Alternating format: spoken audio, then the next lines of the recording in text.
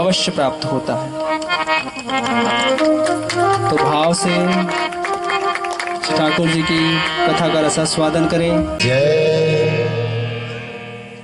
प्यारे भगवत प्रेमी सज्जनों, परमात्मा की असीम कृपा होती है, माता पिता का आशीर्वाद होता है, सद्गुरुदेव की कृपा होती है, अनंत जन्मों का पुण्य एक साथ एकत्रित होता है, तब हमें श्रीमद् भागवत कथा ज्ञान अमृत श्रवण करने का सुअवसर मिलता है। उससे भी बड़ी महत्ता, गांव में कथा हो रहा है और इस कथा पंडाल में जो नहीं आ पाते तो कहीं न कहीं उनका पुण्य अभी भी शेष है। उन्हें कथा में रुचि नहीं होती, और रुचि भी होना एक विषय है। जिन्हें कथा में रुचि हो रही है, संकीर्तन की आवाज सुन के इस कथा पंडाल में आ रहे हैं, मतलब स्पष्ट है कि कहीं न कहीं उनके भी जीवन का भाग्य का उदय हुआ है। इस यदु परिवार के द्वारा आज जो श्रीमद् भागवत महापुराण ज्ञान यज्ञ सप्ताह के द्वितीय दिवस की कथा में हम प्रवेश करने जा रहे हैं, और इस कथा के सोपान के मुख्य निमित्त यजमान भावराम यदु जी और श्रीमती देवकी यदु जी, जिनका कल प्रथम दिवस कथा में जन्म हुआ राजा परीक्षित और रानी इरावती के रूप में, ऋषि पुत्र के श्राप के बाद, वैराग्य के भाव आ जाने के बाद, गंगा नदी के तट पर राजा परीक्षित अपने मुक्ति के निमित्त इस कथा को श्रवण के लिए बैठते हैं और कुंभ सा वातावरण निर्मित होता है। उस कथा प्रसंग में कली के प्रभाव से राजन को जो है कथा श्रवण का अवसर मिलता है। इस कथा प्रसंग में जो हमारे गांव कुंदरू में हो रहा है, वहां पुण्य का प्रभाव, जीवन की दिव्यता का प्रभाव, कि उनका जो सुपुत्र है, उस सुपुत्र स्वर्गीय श्री भगवती यदु, जिनकी जीवन की दिव्यता, उनने अपने जीवन काल में अपने संपूर्ण दायित्वों को वहन करके प्रारब्ध के अनुसार, नियति के अनुसार, तो जाते जाते अपने वार्षिक श्राद्ध से पहले अपने संपूर्ण यदुवंशी परिवार, जिनका भी देहावसान हुआ, स्वर्गवास हुआ, उन सब की मुक्ति और मोक्ष के निमित्त बनकर गए। उस मोक्ष के कार्य में उनके जाने से पहले भी पूर्व में परिवार वालों ने और कई बार प्रयास किया श्रीमद् भागवत महापुराण कराने का। धन संपदा वैभव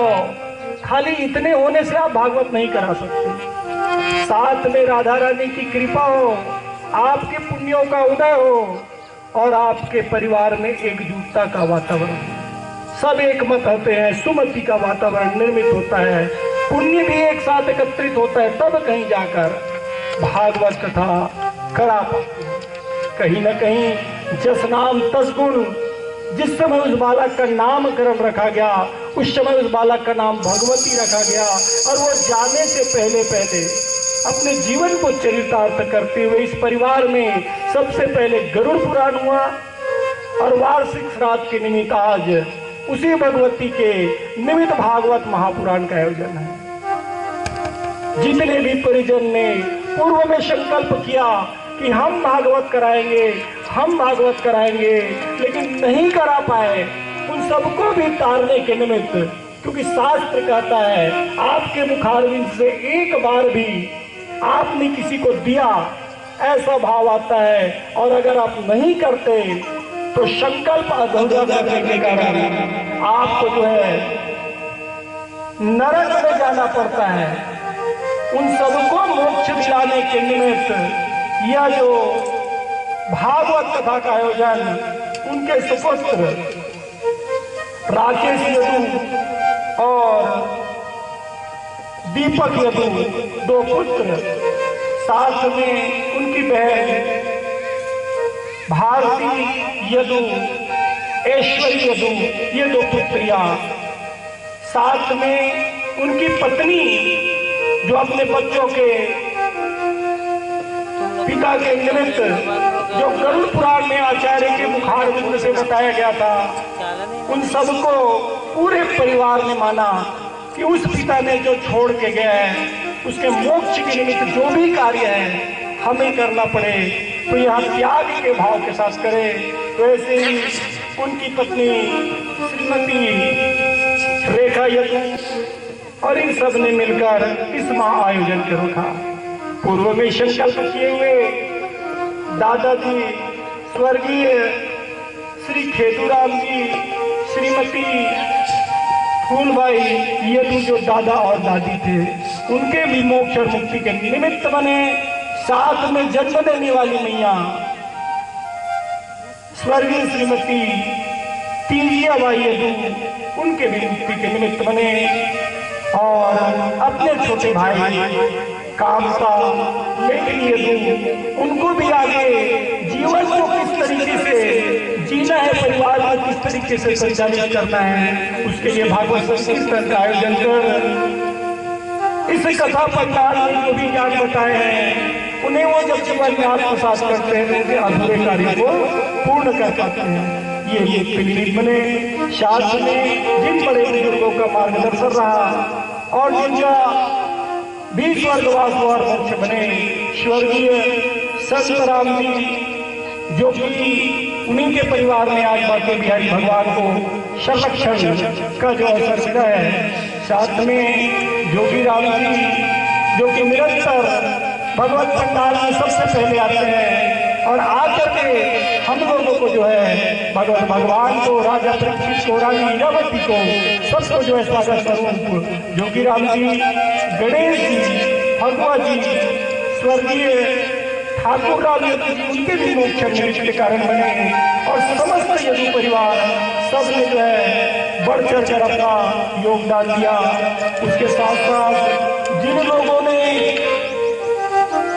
विशेष रूप से अपने सहयोग और कार्य किए हैं, लोचन कुमारी और श्रीमती दुर्गा दिलीप, श्रीमती महेश्वरी जितेंद्र, श्रीमती नम्रता विकेश, श्रीमती प्यारी दीपेंद्र, जागेश, केवल, हर्ष, पवन, वीणा, गोपी, धनेश्वर, तुषार, वंश, प्रेम, निर्मला, स्वर्गीय ठाकुर राम यदु जी के यहाँ से जो है स्वर्गीय संत राम यदु जी यहाँ से ही जो माता जी निरंतर सहयोग करती हैं, कुमारी और भगवा यदु जी, कमला, ये सभी ने बढ़ चढ़ सहयोग प्रदान किया।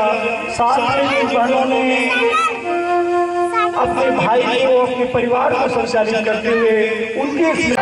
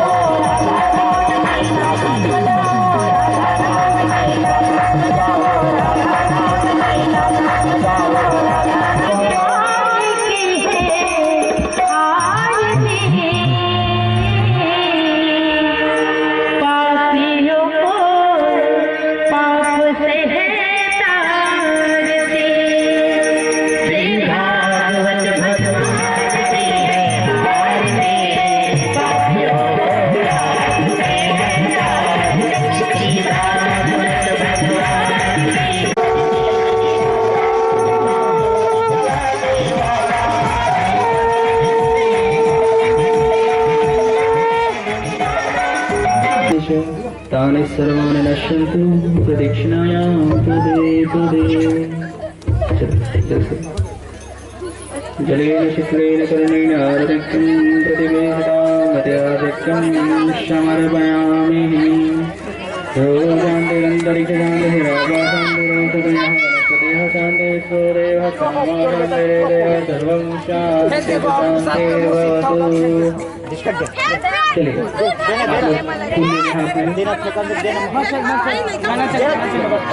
गाना चली तुम नाचा नाचने चलिए आइए ठाकुर जी की पावन स्तुति चला वो ना पावन मंगल स्तुति कर ले।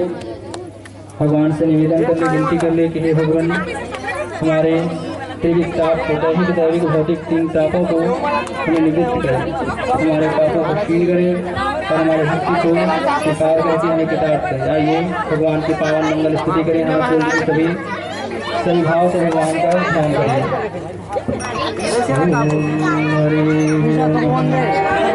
खुशी बसे संसार को, खुशियाँ रही न कोई, यह निराशा हम सब की भगवान कोई।